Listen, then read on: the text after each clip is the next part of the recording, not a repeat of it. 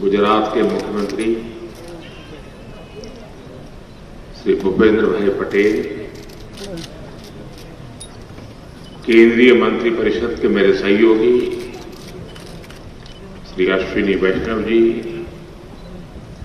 श्री राजीव चंद्रशेखर जी, अलग अलग राज्यों से जुड़े सभी प्रतिनिधि, डिजिटल इंडिया के सभी लाभार्थी, स्टार्टअप्स और इंडस्ट्री से जुड़े सभी साथी, एक्सपर्ट्स, एकेडमिशियंस, रिसर्चर्स, देवी और सज्जन, आज का ये कार्यक्रम 21वीं सदी में निरंतर आधुनिक होते भारत की एक झलक लेकर आया है। टेक्नोलॉजी का सही इस्तेमाल पूरी मानवता के लिए कितना क्रांतिकारी है, इसका उदाहरण भारत ने डिजिटल इंडिया अभियान के तौर पर पूरे विश्व के सामने रखा है। मुझे खुशी है कि 8 वर्ष पहले शुरू हुआ यह अभियान बदलते हुए समय के साथ खुद को विस्तार दे रहा है। हर साल डिजिटल इंडिया अभियान में नए आयाम जुड़े हैं, नई टेक्नोलॉजी का समावेश हुआ है। आज के इस कार्यक्रम में जो नए प्लेटफॉर्म, नए प्रोग्राम लॉन्च हुए हैं, वो इसी श्रृंखला को आगे बढ़ा रहे हैं। अभी आपने छोटी छोटी वीडियो में देखा, माई स्कीम हो, भाषिणी भाषा दान हो, डिजिटल इंडिया जेनेसिस हो, चिप्स टू स्टार्टअप प्रोग्राम हो, या बाकी सारे प्रोडक्ट्स, ये सारे ईज ऑफ लिविंग और ईज ऑफ डूइंग बिजनेस को मजबूती देने वाले हैं। विशेष तौर पर इनका बड़ा लाभ भारत के स्टार्टअप इकोसिस्टम को होगा। साथियों, समय के साथ जो देश आधुनिक टेक्नोलॉजी को नहीं अपनाता, समय उसे पीछे छोड़कर आगे निकल जाता है।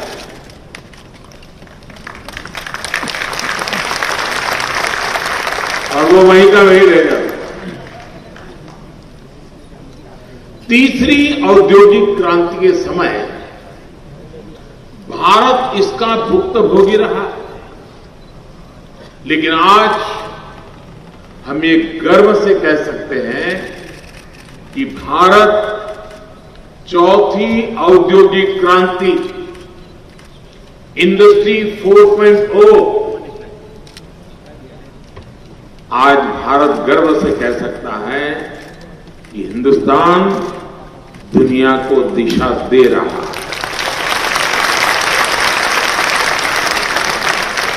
और मुझे इस बात की दोहरी खुशी है कि गुजरात ने इसमें भी एक तरह से पथ प्रदर्शक की भूमिका निभाई है।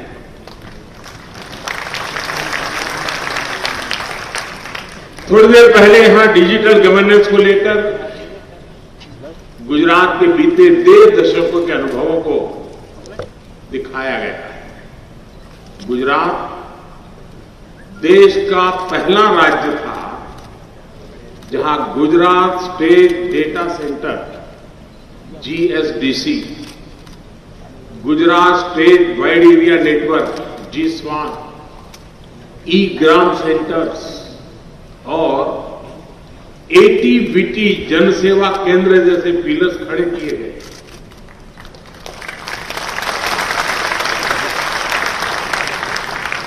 सूरत बारडोली के पास से आपने या सुभाष बाबू कांग्रेसના અધ્યક્ષ બન્યા હતા, ત્યાં સુભાષ બાબુની યાદમાં એક કાર્યક્રમ કર્યો અને ઈ ગ્રામ વિશ્વ ગ્રામનું લોન્ચિંગ કર્યું હતું એ વખતે।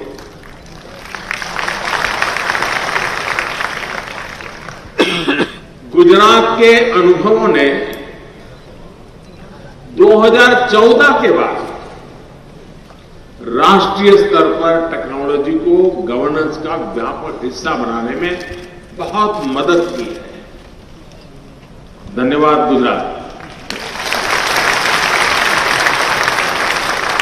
यही अनुभव डिजिटल इंडिया मिशन का आधार है।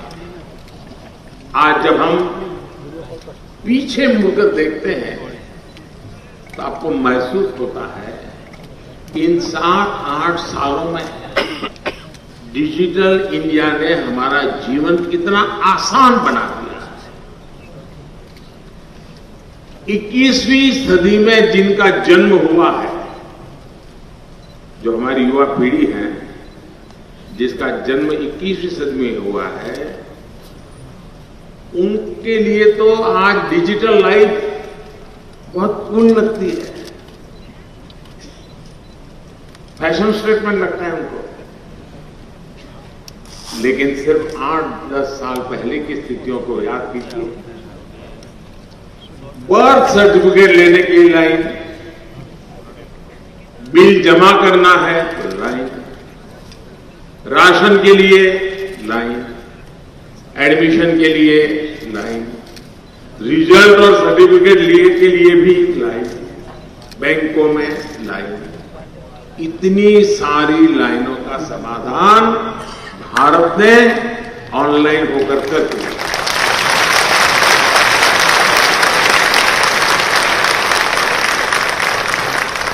आज जन्म प्रमाण पत्र से लेकर सीनियर सिटीजन, वरिष्ठ नागरिक की पहचान देने वाले जीवन प्रमाण पत्र तक सरकार की अधिकतर सेवाएं डिजिटल है। वरना पहले सीनियर सिटीजन को, खास करके पेंशनर को जाकर के कहना पड़ता था कि मैं जिंदा हूं।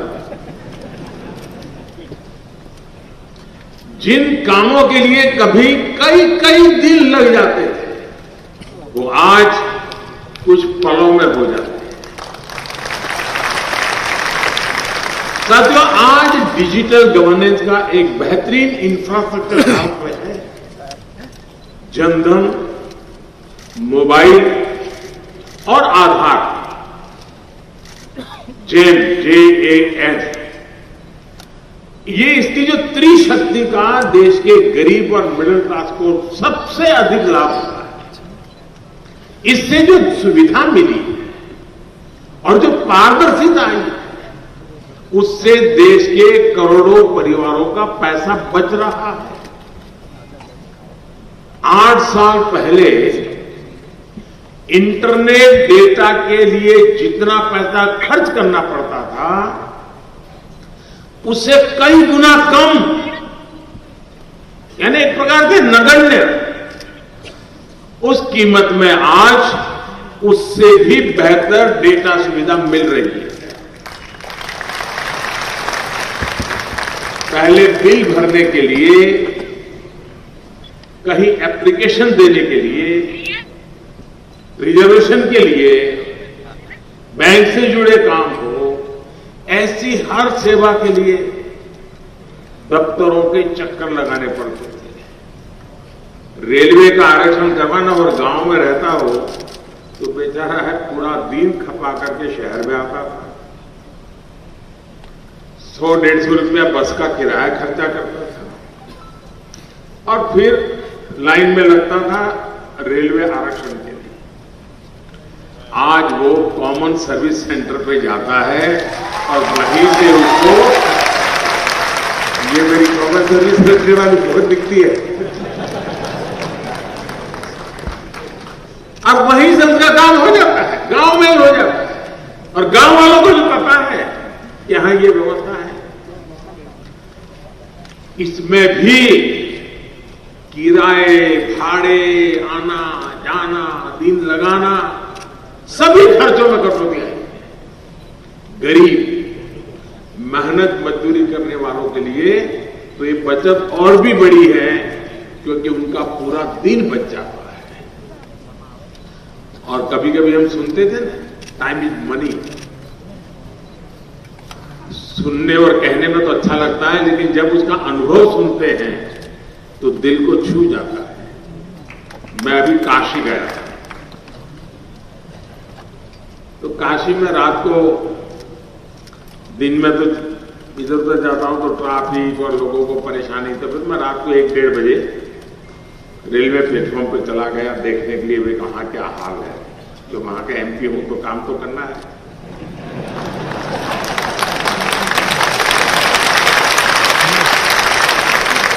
तो मैं वहां पैसेंजरों से बात कर रहा था, स्टेशन मास्टर से बात कर रहा था, क्योंकि मेरा सरप्राइज विजिट था, कोई बता के तो गया नहीं था। तो मैंने कहा भाई ये जो वंदे भारत ट्रेन चल रही है क्या अनुभव है, और ऑक्यूपेंसी कैसे रहते? अरे बोले साहब इतनी उसकी मांग है कि हमें कम पड़ रहे हैं। मैंने कहा ये तो थोड़ी ट्रेन महंगी है, इसकी टिकट ज्यादा लगती है, इसमें लोग क्यों जाते हैं? बोले साहब इसमें मजदूर लोग सबसे ज्यादा जाते हैं, गरीब लोग सबसे ज्यादा जाते हैं। मैंने कहा कैसे भाई? मेरे लिए सरप्राइज था। बोले वो 2 कारण बताते। एक, बोले वंदे भारत ट्रेन में स्पेस इतनी है कि सामान उठा के लेके जाते हैं तो रखने की जगह मिल जाती है। गरीब का अपना एक हिसाब है। और दूसरा, समय जाने में 6-8 घंटे बढ़ जाता है, तो वहां तुरंत काम पे लग जाता हूं, तो 6-8 घंटे में जो कमाई होती है टिकट तो उससे भी कम में लग जाती है। टाइम इज मनी कैसे गरीब हिसाब लगाता है। बहुत पढ़े लिखे लोगों को इसकी समझ बहुत कम होती है।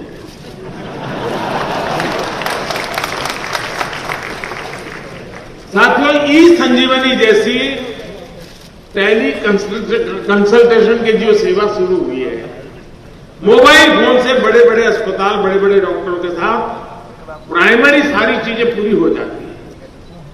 और इसके माध्यम से अब तक 3 करोड़ से अधिक लोगों ने अपने घर में बैठे ही अपने मोबाइल से अच्छे अस्पताल में अच्छे से डॉक्टर से कंसल्ट किया है। अगर उनको डॉक्टर के पास जाना पड़ता तो आप कल्पना कर सकते हैं कितनी कठिनाइयां होती, कितना खर्चा होता। ये सारी चीजें डिजिटल इंडिया सेवा के कारण जरूरत नहीं पड़ी। साथियों, सबसे बड़ी बात जो पारदर्शिता इससे आई, उसने गरीब और मध्यम वर्ग को अनेक स्तरों पर चलने वाले भ्रष्टाचार से मुक्ति दी है।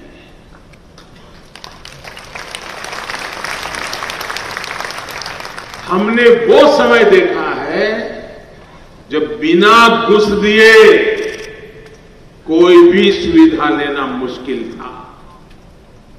डिजिटल इंडिया ने सामान्य परिवार का ये पैसा भी बचाया है। डिजिटल इंडिया बिचौलियों के नेटवर्क को भी समाप्त कर रहा है। અને મને તો યાદ છે એક વાર વિધાનસભામાં ચર્ચા થઈ અને આજે ચર્ચાને યાદ કરું તો મને આશ્ચર્ય થાય કે આવી બધી વાત વિધાનસભામાં થતી હતી. કેટલાક પત્રકારો જેમ શોધશે શોધી કાઢશે. વિષય એવો હતો કે જે વિધવા પેન્શન મળે છે તો એ વખતે મેં કહ્યું કે આપણે એક કામ કરો ભાઈ, પોસ્ટ ઓફિસમાં ખાતા ખોલાવી દો અને ત્યાં એમનો ફોટો હોય અને આ બધી વ્યવસ્થા હોય અને પોસ્ટ ઓફિસમાં જઈને જે વિધવા બહેન હોય એને પેન્શન મળી જાય. હોબાળો મચી ગયો, તોફાન મચી ગયું. મોદી સાહેબ તમે શું લાયા છો? વિધવા બેન ઘરની બહાર નીકળે કેવી રીતે? એ બેંકમાં જાય, પોસ્ટ ઓફિસમાં જાય કેવી રીતે? એને પૈસા લે કેવી રીતે? બધું જાત જાત ભાષણ તો આપણે વાંચો તો મજા આવે એવું બોલ્યા. મેં કોઈ ભાઈ મારે તો આ રસ્તે જવું છે, તમે મદદ કરો તો સારું. ના કરી મદદ, પણ આપણે ગયા, જનતાએ મદદ કરી.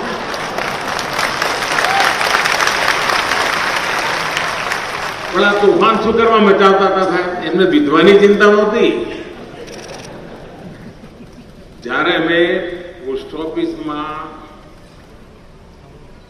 ફોટો પહેચાન આ બધી વ્યવસ્થા ઉભી કરી ત્યારે તો આ ડિજિટલની દુનિયા એટલી બધી પહોંચી નહોતી. તમને આશ્ચર્ય થશે, સેંકડો વિધવા એવી મળી કે જે દીકરીનો જન્મ જ નહોતો થયો, વિધવા થઈ ગઈ હતી, પેન્શન જતું હતું.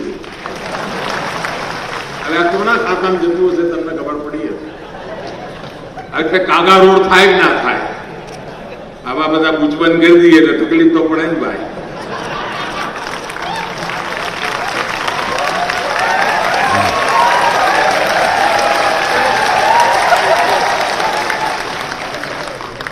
આજે टेक्नोलॉजी उपयोग કરીને डायरेक्ट बेनिफिट ट्रांसफर के माध्यम से बीते 8 साल में 23 लाख करोड़ रुपए से अधिक सीधे लाभार्थियों के बैंक खाते में भेजे गए.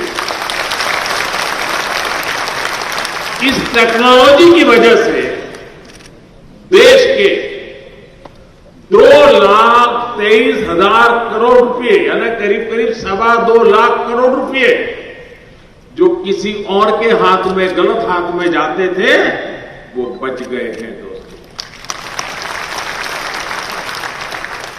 साथियों, डिजिटल इंडिया अभियान ने जो एक बहुत बड़ा काम किया है वो है शहर और गांव के बीच की खाई को कम करना.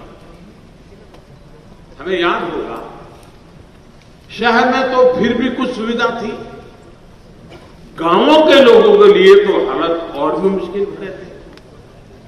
गांव और शहर की खाई भरेगी इसकी भी कोई कल्पना भी नहीं कर सकता था. गांव में छोटी से छोटी सुविधा के लिए भी आपको ब्लॉक, तहसील, जिला हेडक्वार्टर के दफ्तरों के चक्कर लगाने पड़ते. ऐसी सारी मुश्किलों को भी डिजिटल इंडिया अभियान ने आसान बनाया है और सरकार को नागरिक के द्वार पर, उसके गांव, घर और उसकी हथेली में फोन पर लाकर खड़ा कर दिया है.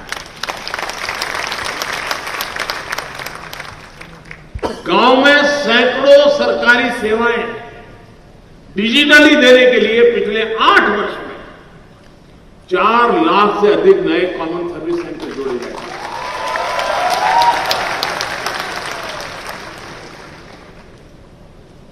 आज गांव के लोग इन केंद्रों से डिजिटल इंडिया का लाभ ले रहे हैं. मैं पिछले दिनों ત્યાં દાહોદ આવ્યો હતો, તો દાહોદમાં બધા અમારા આદિવાસી ભાઈ બહેનોને મળવાનું થયું. તો એમાં એક દિવ્યાંગ કપલ હતું, 30-32 વર્ષની ઉંમર હશે. એણે મુદ્રા યોજનામાંથી પૈસા લીધા, કોમ્પ્યુટરનું થોડું બધું શીખ્યા અને પતિ પત્નીએ કોમન સર્વિસ સેન્ટર શરૂ કર્યું. દાહોદના આદિવાસી જિલ્લાના એક નાના ગામડામાં એ ભાઈ અને એમના પત્ની મને મળ્યા. એ મને કે સાહેબ મારી એવરેજ 28,000 રૂપિયાની આવક છે. ગામડામાં લોકો હવે મારે ત્યાં જ સેવા લે છે. ડિજિટલ ઇન્ડિયાની તાકાત જુઓ. 1.25 लाख से अधिक कॉमन सर्विस सेंटर, ग्रामीण स्टोर, अब ई कॉमर्स को भी ग्रामीण भारत तक ले जा रहे हैं. एक बीजो अनुभव व्यवस्थाओं के भी लाभ लेवा है. મને યાદ છે જ્યારે હું અહીંયા ગુજરાતમાં હતો તો ખેડૂતોને વીજળી બિલ ભરવા માટે તકલીફ પડતી હતી. એના પૈસા લેવાની જગ્યાઓ 800 કે 900 હતી. મોડો પડે એટલે નિયમ પ્રમાણે વીજળી કનેક્શન કપાઈ જાય ફરી કનેક્શન લેવું એટલે બીજું બધું પેમેન્ટ કરવું પડે. આપણે ભારત સરકારને એ વખતે વિનંતી કરી, અટલજીની સરકાર હતી, અટલજીને મેં વિનંતી કરી કે સાહેબ આ પોસ્ટ ઓફિસમાં લેવાનું મને ચાલુ કરી આપો. વીજળીનું બિલ અમારા ખેડૂતો પોસ્ટ ઓફિસ વાળા લે એટલું કરી આપો. અટલજી મારી વાત માની અને ગુજરાતમાં ખેડૂતોને વીજળીની તકલીફમાંથી મુક્તિ મળી. વ્યવસ્થાઓ ઉપયોગ કેમ કરાય એવો હમણાં એક પ્રયોગ મેં દિલ્હીમાં ગયા પછી આદત તો જાય નહીં. કારણ કે આપણે અમદાવાદી સિંગલ ફેર ડબલ જર્ની વાળું ટેવ પડે નહીં. એટલે આપણે રેલવેની પોતાનું વાઈફાઈ બહુ સ્ટ્રોંગ નેટવર્ક છે. એટલે એ વખતે અમારા રેલવેના મિત્રોને કહ્યું, આ 2019ની ચૂંટણી થવાની વાત, મેં એમને કહ્યું કે ભાઈ રેલવેના જે પ્લેટફોર્મ છે એના પર વાઈફાઈ મફત કરી દો અને આજુબાજુના ગામડાના બાળકોને ત્યાં આવીને ભણવું હોય તો આવે, એને વાઈફાઈ મફત મળે, એને કનેક્ટિવિટી મળી જાય, અને જે વાંચવું હોય ભણવું હોય ભણે. તમને આશ્ચર્ય થશે, હું એકવાર વર્ચ્યુઅલી કેટલાક વિદ્યાર્થીઓ સાથે વાત કરતો હતો. અનેક લોકો કોમ્પિટિટિવ એક્ઝામની તૈયારી રેલવે પ્લેટફોર્મ પર મફત વાઈફાઈથી કરતા હતા અને પાસ થતા હતા. કોચિંગ ક્લાસમાં જવાનું નહીં, ખર્ચા કરવાના નહીં, ઘર છોડવાનું નહીં, હાથ પડે બાના હાથનો રોટલો ખાવા મળે અને ભણવાનું. રેલવેના પ્લેટફોર્મ પરનો ઉપયોગ, ડિજિટલ ઇન્ડિયાની તાકાત જુઓ તો. पीएम स्वामित्व योजना शायद शहर के बहुत कम लोगों का इस पर ध्यान है. पहली बार शहरों की तरह गांव के घरों का मैपिंग और डिजिटल लीगल डॉक्यूमेंट ग्रामीणों को देने का काम चल रहा है. ड्रोन गांव के अंदर जाकर के हर घर का ऊपर से मैपिंग करता है, मैप बनाता है, वो कन्विंस होता है, उसको सर्टिफिकेट मिलता है. अब उसके कोर्ट कचहरी के सारे झंझट बंद. ये है डिजिटल इंडिया. डिजिटल इंडिया अभियान में देश में बड़ी संख्या में रोजगार और स्वरोजगार के अवसर भी बनाए. साथियों, डिजिटल इंडिया का एक बहुत ही संवेदनशील पहलू भी है. उसकी उतनी चर्चा शायद बहुत ज्यादा होती नहीं. डिजिटल इंडिया ने खोए हुए अनेक बच्चों को कैसे अपने परिवार तक वापस पहुंचाया, ये जानकर के आपके हृदय को छू जाएगा. अभी मैं और मेरा तो आपसे आग्रह है, जो यहां डिजिटल का एग्जीबिशन लगाया आप जरूर देखिए. आप तो देखिए, अपने बच्चों को लेकर के दोबारा आइए. कैसे दुनिया बदल रही है वहां जाकर के देखोगे तो पता चलेगा. मुझे वहां अभी एक बेटिया से मिलना हुआ. वो बेटी 6 साल की थी तो अपने परिवार से बिछुड़ गई. रेलवे प्लेटफॉर्म पर मां का हाथ छूट गया, वो किसी और ट्रेन में बैठ गई. माता पिता के बारे में उसको कुछ पता नहीं, न गांव का कुछ पता, न कुछ बता पा रही थी. कभी इस संस्था में कभी उस संस्था में अपना जीवन बिताती थी. अभी मुझे यही है मिलना हुआ है. उत्तर प्रदेश की है बेटी. उसके परिवार ने खोजने के लिए कोशिश की, पुलिस में भी सब चीजें दर्ज करवाई, लेकिन कुछ रास्ता निकला नहीं. अब उसको आधार के डेटा के साथ उसको मदद मिल गई. जिस संस्था में गई वहां आधार वाले पहुंचे थे, आधार कार्ड नहीं तो उसका तो आधार कार्ड निकला हुआ था. तो उसके कारण पता चला वो किस गांव की है, कहां की है, उसको खोज निकाला और 14 साल की उम्र हुई. उसके माँ बाप को, उसकी माता जीवित थी, उसके माँ को उसको सुपुर्द कर दिया. और आज मुझे वो बेटी मिली, बोले मैं अपने परिवार में रह रही हूं, मेरी माँ के पास, मेरे मामा के पास रहती. उस बच्ची का आधार बायोमेट्रिक जब लिया गया, डिजिटल टेक्नोलॉजी की व्यवस्था की ताकत थी कि आज वो बच्ची अपने परिवार के साथ अपनी जिंदगी जी रही है, अपने सपनों को साकार करने के लिए अपने गांव में कोशिश कर रही है। आपको भी जानकर के अच्छा लगेगा और मेरी जानकारी है ऐसे अनेक स्थानों से 500 से अधिक बच्चे इस टेक्नोलॉजी की मदद से अपने मां बाप तक वापस पहुंचे हैं। दोस्तों, साथियों, बीते 8 वर्षों में डिजिटल इंडिया ने देश में जो सामर्थ्य पैदा किया, उसने कोरोना वैश्विक महामारी से मुकाबला करने में भारत की बहुत मदद की है। आप कल्पना कर सकते हैं कि अगर डिजिटल इंडिया अभियान नहीं होता तो 100 साल में आई ये सबसे बड़े संकट के समय देश में हम क्या कर पाते हैं।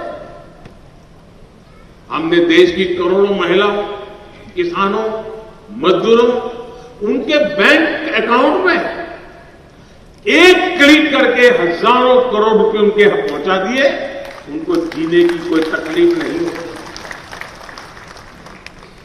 One nation one ration card की मदद से हमने 80 करोड़ से अधिक देशवासियों को मुफ्त राशन सुनिश्चित किया। ये टेक्नोलॉजी की कमाल है। हमने दुनिया का सबसे बड़ा और सबसे एफिशिएंट कोविड वैक्सीनेशन और कोविड रिलीफ प्रोग्राम चलाया। आरोग्य सेतु और कोविन ये ऐसे प्लेटफॉर्म है कि उसके माध्यम से अब तक करीब करीब 200 करोड़ वैक्सीन डोज, उसका पूरा रिकॉर्ड उपलब्ध है। कौन रह गया, कहां रह गया, उसकी जानकारी उसके माध्यम से प्राप्त होती है और हम टारगेटेड व्यक्ति को वैक्सीनेशन का काम कर पा रहे हैं। दुनिया में आज भी चर्चा है कि वैक्सीन सर्टिफिकेट कैसे लेना। कई दिन निकल जाते हैं, हिंदुस्तान में वो वैक्सीन लगा करके बाहर निकलता है, उसके मोबाइल फोन पर सर्टिफिकेट मौजूद है।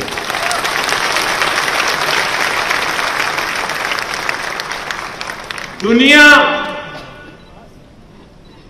कोविन के द्वारा वैक्सीनेशन का डिटेल सर्टिफिकेट की जानकारी की चर्चा कर रहा है।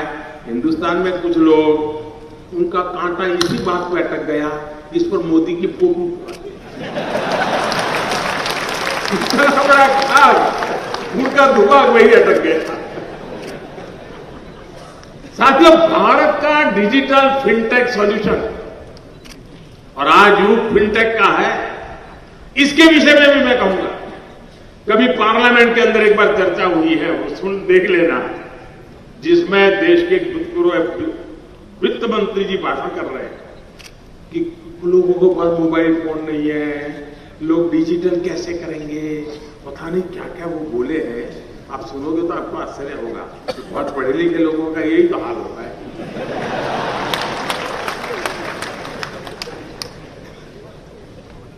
फिनटेक, यूपीआई यानी यूनिफाइड पेमेंट इंटरफेस, आज पूरी दुनिया इसको आकर्षित हो रही है। वर्ल्ड बैंक समेत सबने ये उत्तम से उत्तम प्लेटफॉर्म के रूप में उसकी सराहना की है। और मैं आपसे कहूंगा कि यहां एक प्रदर्शनी में एक पूरा फिनटेक डिवीजन है, ये कैसे काम करते हैं उसका आपको वहां देखने को मिलेगा। किस प्रकार से मोबाइल फोन पर पेमेंट होते हैं, कैसे पैसे आते हैं जाते हैं, सारा वैसे आपको यहां देखने को मिलेगा। और मैं कहता हूं ये फिनटेक का जो प्रयास हुआ, ये सही मायने में by the people, of the people, for the people, इसका उत्तम से उत्तम समाधान है। इसमें जो टेक्नोलॉजी है वो भारत की अपनी है, यानी बाय द पीपल। देशवासियों ने इसे अपने जीवन का हिस्सा बनाया, यानी ऑफ द पीपल। इसने देशवासियों के लेन देन को आसान बनाया, यानी फॉर द पीपल। इसी वर्ष मई के महीने में भारत ने हर मिनट, गर्व करेंगे दोस्तों, भारत ने हर मिनट में 1,30,000 से अधिक यूपीआई ट्रांजैक्शन हुए हैं। हर सेकंड औसतन 2200 ट्रांजैक्शन कंप्लीट हुए प्रति सेकंड। यानी अभी जो मैं आपसे भाषण कर रहा हूं, जब तक मैं यूनिफाइड पेमेंट इंटरफेस इतने शब्द बोलता हूं, इतने समय में यूपीआई से 7000 ट्रांजैक्शन कंप्लीट हो चुके। मैं जो दो शब्द बोल रहा हूं उतने समय, ये काम आज डिजिटल इंडिया के माध्यम से हो रहा है। और साथियों को गर्व होगा, भारत के कोई कहता है अनपढ़ है, टिकना है, फलाना है, ये है, वो है, पता नहीं होता है। वो देश की ताकत देखिए, मेरे देशवासियों की ताकत देखिए। दुनिया के समृद्ध देश, उनके सामने मेरा देश जो डेवलपिंग कंट्री की दुनिया में है, दुनिया का 40% डिजिटल लेन देन हमारे हिंदुस्तान में होता है। इसमें भी भीम यूपीआई आज सरल डिजिटल ट्रांजैक्शन का सशक्त माध्यम बनकर उभरा है। और सबसे बड़ी बात, आज किसी मॉल के भीतर बड़े बड़े ब्रांड्स बेचने वाले के पास ट्रांजैक्शन की जो टेक्नोलॉजी है, वही टेक्नोलॉजी आज उसके सामने रेहड़ी पट्टी वाला और ठेला वाला बैठो है ना, आपको फुटपाथ पर 700-800 रुपया कमाते हो, ऐसा मेहनत कश मजदूर के पास भी वही व्यवस्था है जो बड़े बड़े मॉल में अमीरों के पास। 15 दिन भी हमने देखे जब बड़ी बड़ी दुकानों में क्रेडिट और डेबिट कार्ड चलते थे और रेहड़ी ठेले वाला साथी ग्राहक के लिए छूटे पैसे की तलाश में ही रहता था। और अभी तो मैं देख रहा था, इस दिन बिहार का कोई प्लेटफॉर्म पर कोई भिक्षा मांग रहा था, तो वो डिजिटल पैसे लेता था। बताता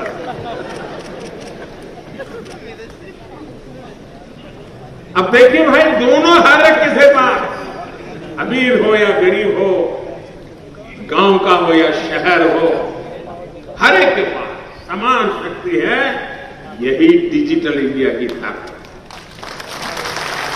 इसलिए आज दुनिया के विकसित देश हो या फिर वो देश जो इस प्रकार की टेक्नोलॉजी में इन्वेस्टमेंट नहीं कर सकते, उनके लिए यूपीआई जैसे भारत के डिजिटल प्रोडक्ट आज आकर्षण का केंद्र है। हमारे डिजिटल सॉल्यूशंस में स्केल भी है, ये सिक्योर भी है और डेमोक्रेटिक वैल्यूज भी है। हमारा ये जो गिफ्ट सिटी का काम है ना, मेरे शब्द लिख के रखिए दोस्तों, और मेरा 2005 या 6 का भाषण है वो भी सुन लीजिए। उस समय जो मैंने कहा था कि गिफ्ट सिटी में क्या क्या होने वाला है, आज जो धरती पर उतर होता हुआ दिखाई दे रहा है। और आने वाले दिनों में फिनटेक की दुनिया में, डेटा सिक्योरिटी के विषय में, फाइनेंस की दुनिया में गिफ्ट सिटी एक बहुत बड़ी ताकत बनकर के उभर रहा है। ये सिर्फ गुजरात नहीं, पूरे हिंदुस्तान की आन बान शान बन रहा है। साथियों, डिजिटल इंडिया भविष्य में भी भारत की नई अर्थव्यवस्था का ठोस आधार बने, इंडस्ट्री 4.0 में भारत को अग्रणी रखे, इसके लिए भी आज अनेक प्रकार के इनिशिएटिव लिए जा रहे हैं, प्रयास किए जा रहे हैं। आज AI, blockchain, AR/VR, 3D printing, drones, robotics, green energy, ऐसे अनेक न्यू एज इंडस्ट्रीज के लिए 100 से अधिक स्किल डेवलपमेंट के कोर्सेज चलाए जा रहे हैं देश भर में।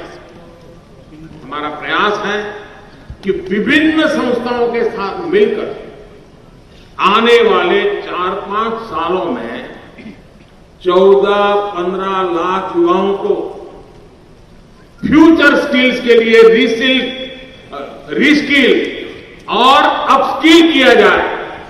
उस दिशा में हमारा प्रयास है। इंडस्ट्री 4.0 के लिए जरूरी स्किल्स तैयार करने के लिए आज स्कूल के स्तर पर भी फोकस है। करीब 10,000 अटल टिंकरिंग लैब्स में आज 75 लाख से अधिक छात्र छात्राएं इनोवेटिव आइडियाज पर काम कर रहे हैं, आधुनिक टेक्नोलॉजी से रूबरू हो रहे हैं। अभी मैं यहां प्रदर्शनी देखने गया, मेरे मन को इतना आनंद हुआ कि दूर सुदूर कोई ओडिशा की बेटी है, कोई त्रिपुरा की बेटी है, कोई उत्तर प्रदेश के कोई इंटीरियर गांव की बेटी है, वो अपनी प्रोडक्ट लेकर के आई है। 15 साल, 16 साल, 18 साल की बच्चियां दुनिया की समस्याओं का समाधान लेकर के आई है। आप जब उन बच्चियों से बात करोगे तो आपको लगेगा ये मेरे देश की ताकत है। अटल टिंकरिंग लैब के कारण स्कूल के अंदर ये जो वातावरण बना है, उसी का ये नतीजा है कि बच्चे बड़ी बात लेकर के, बड़ी समस्याओं के समाधान लेकर के आते हैं। एक प्रथमेश करके बच्चा मुझे मिला, वो देख नहीं पाता है, आयु बहुत छोटी है, 11 साल का होगा। मैंने उसको अपना परिचय पूछा, वो कहता है मैं तो ब्रांड एम्बेसडर हूं। यानी डिजिटल इंडिया के क्षेत्र में हम जो इक्विपमेंट को लेकर के काम कर रहे हैं, मैं उसका ब्रांड एम्बेसडर। इतने कॉन्फिडेंस से वो बात कर रहा था। यानी ये सामर्थ्य जब देखते हैं तो विश्वास और मजबूत हो जाता है कि देश सपने साकार करके रहेगा, संकल्प पूरे करेगा। साथियों, नई राष्ट्रीय शिक्षा नीति भी टेक्नोलॉजी के लिए जरूरी माइंडसेट तैयार करने में महत्वपूर्ण भूमिका निभाने वाली है। अटल इंक्यूबेशन सेंटर्स का एक बहुत बड़ा नेटवर्क देश में तैयार किया जा रहा है। इसी प्रकार पीएम ग्रामीण डिजिटल साक्षरता अभियान यानी पीएम दिशा देश में डिजिटल सशक्तिकरण को प्रोत्साहित करने का एक अभियान चला रहा है। अभी तक इसके 40,000 से अधिक सेंटर देश भर में बन चुके हैं और 5 करोड़ से अधिक लोगों को ट्रेनिंग दी जा चुकी है। साथियों, डिजिटल स्किल्स और डिजिटल इंफ्रास्ट्रक्चर के साथ साथ टेक्नोलॉजी के सेक्टर में युवाओं को ज्यादा से ज्यादा अवसर देने के लिए अनेक विविध दिशाओं में रिफॉर्म किए जा रहे हैं। स्पेस हो, मैपिंग हो, ड्रोन हो, गेमिंग और एनिमेशन हो, ऐसे अनेक सेक्टर जो फ्यूचर डिजिटल टेक को विस्तार देने वाले हैं, उनको इनोवेशन के लिए खोल दिया गया। इनस्पेस, अब इनस्पेस का हेडक्वार्टर अहमदाबाद में बना है। इनस्पेस और नई ड्रोन पॉलिसी जैसे प्रावधान आने वाले वर्षों में भारत के टेक पोटेंशियल को इस दशक में नई ऊर्जा देंगे। मैं जब यहां इनस्पेस के हेडक्वार्टर के उद्घाटन के लिए आया था पिछले महीने, तो कुछ बच्चों से मेरी बातचीत हुई, स्कूल के बच्चे थे। वे सैटेलाइट छोड़ने की तैयारी कर रहे हैं, अंतरिक्ष में सैटेलाइट छोड़ने की तैयारी कर रहे हैं। तो मुझे वहां बताया गया कि हम आजादी के अमृत महोत्सव के निमित्त स्कूल के बच्चों द्वारा बनाए 75 सैटेलाइट आसमान में छोड़ने वाले, अंतरिक्ष में छोड़ने वाले हैं। ये मेरे देश की स्कूल की शिक्षा में होता है। साथियों, आज भारत अगले 3-4 साल में इलेक्ट्रॉनिक मैन्युफैक्चरिंग को $300 बिलियन से भी ऊपर ले जाने के लक्ष्य पर काम कर रहा है। भारत चिप टेकर से चिप मेकर बनना चाहता है। सेमीकंडक्टर्स का उत्पादन बढ़ाने के लिए भारत में तेजी से निवेश बढ़ रहा है। पीएलआई स्कीम से भी इसमें मदद मिल रही है। यानी मेक इन इंडिया की शक्ति और डिजिटल इंडिया की ताकत की डबल डोज भारत में इंडस्ट्री 4.0 को नई ऊंचाई पर ले जाने वाली है। आज का भारत उस दिशा की तरफ बढ़ रहा है जिसमें नागरिकों को योजनाओं के लाभ के लिए, दस्तावेजों के लिए सरकार के पास फिजिकल रूप में आने की जरूरत नहीं होगी। हर घर में पहुंचता इंटरनेट और भारत की क्षेत्रीय भाषाओं की विविधता भारत के डिजिटल इंडिया अभियान को नई गति देगी। डिजिटल इंडिया अभियान ऐसे ही नए नए आयाम खुद में जोड़ता चलेगा। डिजिटल स्पेस में ग्लोबल लीडरशिप को दिशा देगा। और मैं आज, समय मेरे पास कम था, मैं हर यूनिट को नहीं देख पाया, लेकिन शायद 2 दिन भी कम पड़ जाए, इतनी सारी चीजें हैं वहां। और मैं गुजरात के लोगों से कहूंगा, मौका मत छोड़िए, आप जरूर अपने स्कूल कॉलेज के बच्चों को वहां ले जाइए, आप भी समय निकाल के जाइए। एक नया हिंदुस्तान आपकी आंखों के सामने दिखाई देगा और सामान्य मानवीय के जीवन की जरूरतों से जुड़ा हुआ हिंदुस्तान दिखेगा। एक नया विश्वास पैदा होगा, नए संकल्प घड़े जाएंगे और आशा आकांक्षाओं की पूर्ति का विश्वास लेकर के डिजिटल इंडिया के माध्यम से भी देश, भविष्य का भारत, आधुनिक भारत, समृद्ध और सशक्त भारत उस दिशा में आगे बढ़ने की तैयारी की तरफ तेज गति से बढ़ रहा है। इतने कम समय में जो प्राप्त किया है, भारत के पास टैलेंट है, भारत के नौजवानों का सामर्थ्य है, उन्हें अवसर चाहिए। और आज देश में एक ऐसी सरकार है जो देश की जनता पे भरोसा करती है, देश के नौजवान पे भरोसा करती है और उसको नए प्रयोग करने के लिए अवसर दे रही है। और उसी का परिणाम है कि देश अनेक दिशाओं में अभूतपूर्व ताकत के साथ आगे बढ़ रहा है। इस डिजिटल इंडिया वीक के लिए मैं आपको बहुत शुभकामनाएं देता हूं। आने वाले 2-3 दिन तो ये शायद प्रदर्शनी चालू रहेगी, उसका लाभ आप लोग लेंगे। फिर से एक बार मैं भारत सरकार के विभाग का भी अभिनंदन करता हूं कि उन्होंने इतना बढ़िया कार्यक्रम की रचना की। मुझे आज सुबह तो तेलंगाना था, फिर आंध्र चला गया और फिर यहां आपके बीच आने का मुझे मौका मिला और अच्छा लगता है। आप सबका उत्साह देखता हूं, उमंग देखता हूं तो और आनंद आता है। तो इस कार्यक्रम को गुजरात में करने के लिए मैं डिपार्टमेंट को बधाई देता हूं और इतना शानदार कार्यक्रम करने के लिए अभिनंदन करता हूं।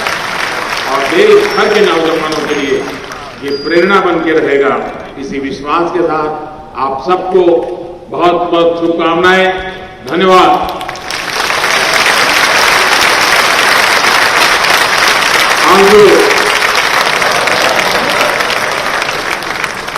आपका हार्दिक धन्यवाद माननीय प्रधानमंत्री जी, आपके उत्साहवर्धक शब्दों के लिए सहृदय धन्यवाद। करतल ध्वनि के जोरदार घोष के साथ धन्यवाद करें माननीय प्रधानमंत्री जी का। देश को तुरंत पहचान देने वाले, मजबूत भारत को निर्णायक नेतृत्व देने वाले, भारत का गौरव, भारत का भरोसा, नामुमकिन को मुमकिन करने वाले माननीय प्रधानमंत्री जी का हृदय से साधुवाद। आपका स्नेह, आपका आशीर्वाद, आपका सानिध्य यूं ही बना रहे।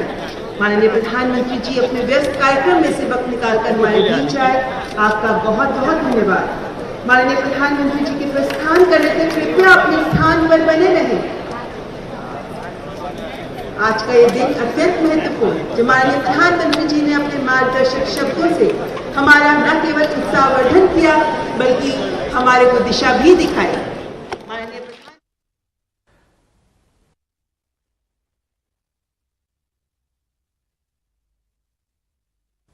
તો ડિજિટલ ઇન્ડિયા વીકનો આ પ્રારંભ કરવામાં આવ્યો છે. વોઇસ આધારિત એક્સેસનો સમાવેશ કરવામાં આવ્યો છે. મેરી પહેચાન એપ્લિકેશન લોન્ચ કરવામાં આવી છે. ડિજિટલ ક્ષેત્રમાં ભારત આગળ વધી રહ્યો હોવાની વાત કરવામાં આવી છે. યુપીઆઈ કે જે ભારતનું ખુદનું ઇન્ટરફેસ હતું તે હવે અન્ય દુનિયાના દેશો પણ એક્સેપ્ટ કરશે તેની પણ વાત કરવામાં આવી.